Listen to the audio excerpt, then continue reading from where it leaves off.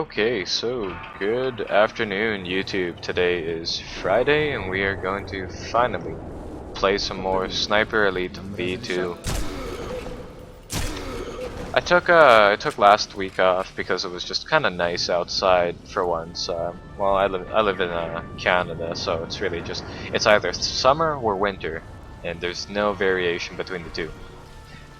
Or there's no like mid ground. If there was no variation, then it would always be snow, which would suck. The developers did a diff blog about this level, and it's actually really atmospheric if you have the time to enjoy it. When you're not fighting. And this is one of the first levels where we get to see like the Russians and the Germans fight in close quarters combat, which is kind of cool. As you can probably tell, they're fighting near us right now, and this one's actually a really short level. It's really short, compact, but there's a lot of action into it.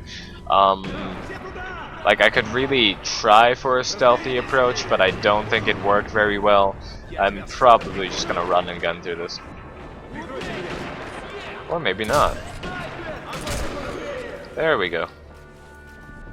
And normally they're fighting. Yeah, right there. They normally fight right below us. Sometimes they spot you, sometimes they don't. Normally these two guys are over there shooting below, but that's alright.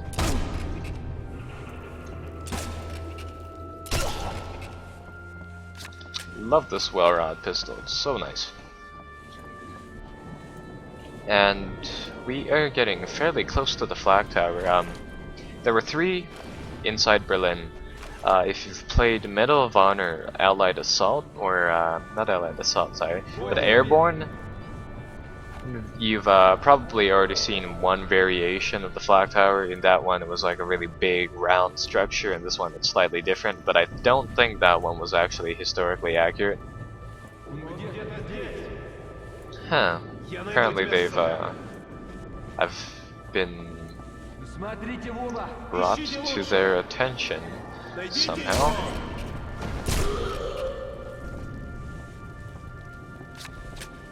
We're running low on ammunition for the well round. That's not good.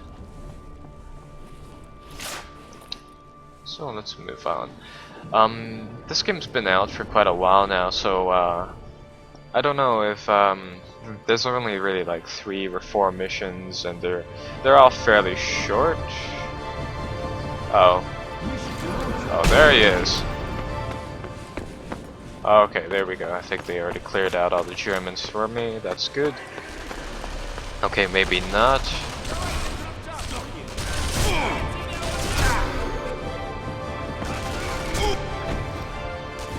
Huh.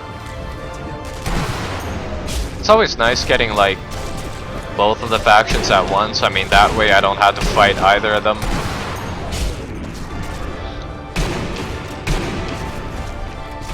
But I guess this works.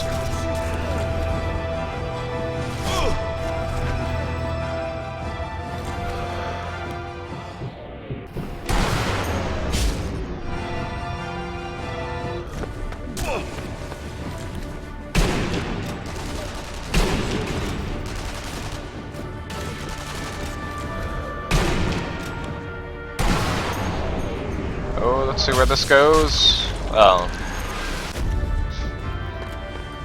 I was kinda hoping to X-ray through the guy, but oh well.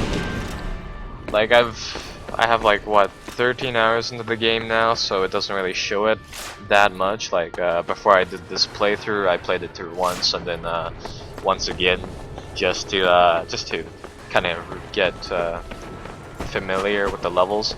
Flag Tower is actually right around this corner, and you can see kind of why they had troubles taking these structures down.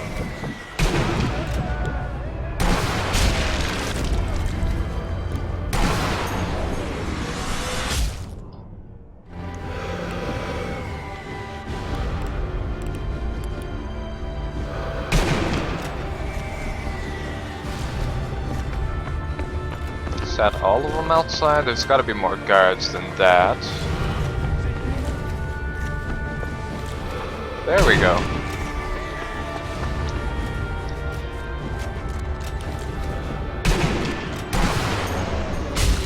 What the heck are we looking at? That was kind of strange. Really strange, actually. Oh. But oh well. There's gonna be a lot of enemies inside that flag tower, so I'm probably just gonna go in there with Thompson and just kind of spray them all down.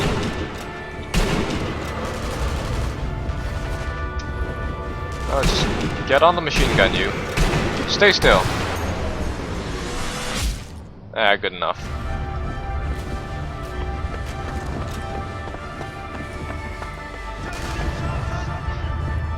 So during the Battle of Berlin, the Germans, like I said, the Germans would hold up inside these buildings. I mean, they had giant metal windows and giant metal doors, so it was really hard to just kind of blast your way through these things. So what the German, I meant Russians, I keep on getting those two mixed up right now for some reason. What the Russians did was that they brought in these huge, pretty much artillery pieces. They were called 204mm mortars, or heavy howitzers, sorry. And they pretty much tried to just siege the building with these. And all it would really do was just make a little, well, make a hole inside the concrete, make a crater pretty much. And that was pretty much it. Now, keep in mind, these are just huge slabs of concrete put together, and they were built in 6 months. No real, you know, decorations or anything was put in. It was just simply wire and concrete, right? Easy to build, hard to get rid of. It took like 80 or something tons of TNT to level the wolf's den. So, that being said, it would probably taken the same amount to level one of these complexes, because it wasn't just one tower. It was actually just a it was a series of towers next to each other that pretty much communicates between each of the towers to take out aircraft. You had a gun tower, which is this one. You had the communications tower, or the command tower, which we are going to shoot our victim from, and you have the third tower, which I'm not sure what it did, but I think it was a radar tower.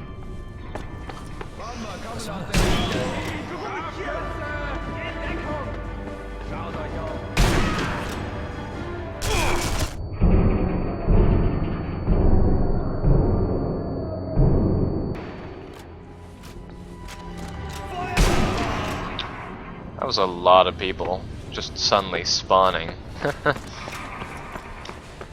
And, sadly, you don't really get to see any civilians in the game. If we did, then all of these hallways would literally be flooded with people. There would be people just literally everywhere. Except for the top floors, such as here, which actually had the gun batteries on it.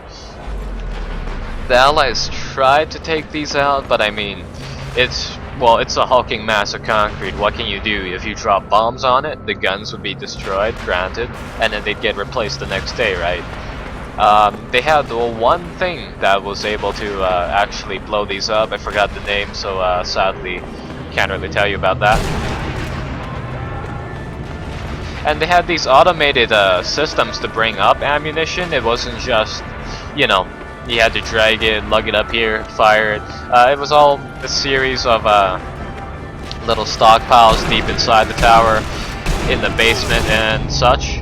And the ammunition would actually be brought up here through a series of conveyor belts. And the cartridges would also be dumped the same way. So that's kind of cool.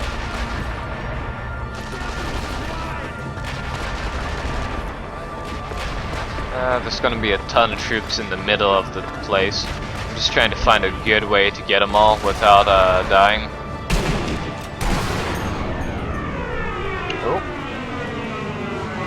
Oh yes! Yes! 3 for 1. Perfect! That's what I like to see. However, I don't like to see 3 more people walking in to fill his role immediately after. Do I have grenades? Yes, I do.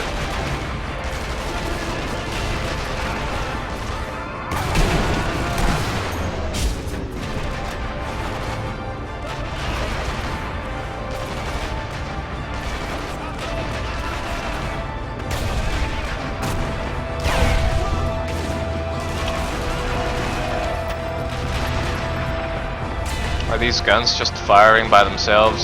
Oh. Maybe not.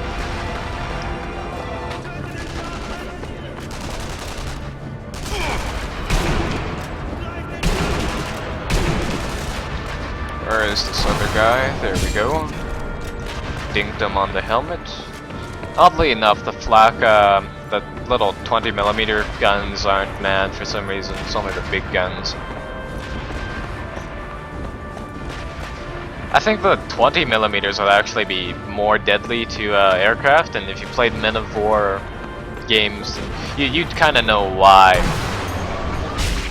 I mean, those things just fire off. I believe it's like, well, it's obviously quite a big bullet, 20mm in diameter, and it would pretty much fly, and it'd get to a certain altitude where it hit something, and then the bullet would shatter, right? And that would send shrapnel all over the place.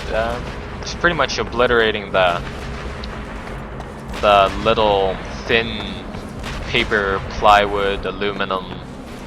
Oh, is all of this cleared actually? I believe so. Perfect. Fuselage of most planes, and if you fire them on people, then it's even worse because it turns them into like people juice.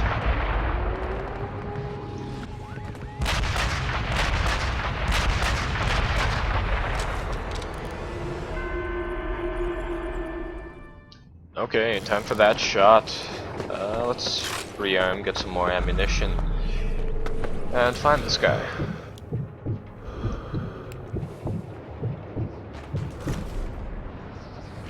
It's a second tower. I want to try and find the third one. It's probably somewhere around here. Okay, now, to my knowledge, he is somewhere either on the ground floor. We need to play like Finding Waldo here to actually get the shot on him. Oh, never mind. It's actually a huge amount of drop on my bullet.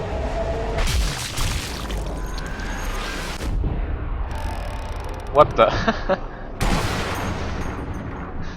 The guy saluting him just sees him get shot in the head and it's just like, what the fuck? I am not dying right here. I am not dying.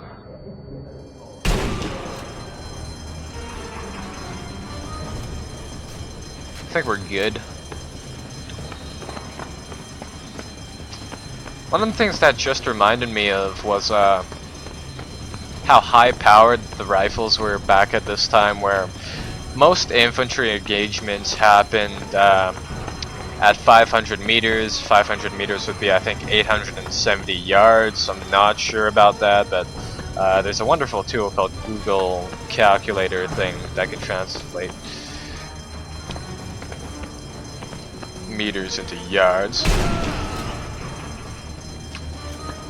And most of the German rifles, like the Kar 98K and most bolt-action rifles, were historically designed to fire at, made to be effective at near 700 meters. That was nice. At 700 meters. So that's why most of the bolt-action rifles like the Enfield and the Kar 98K were really powerful. It was simply because they were meant to be fired from such a absurd rate that, like, realistically, nothing would be hittable at that range.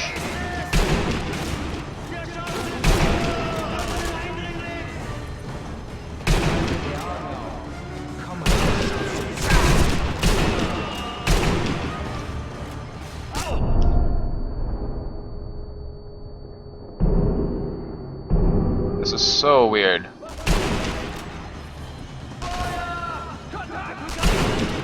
Oh god, oh god.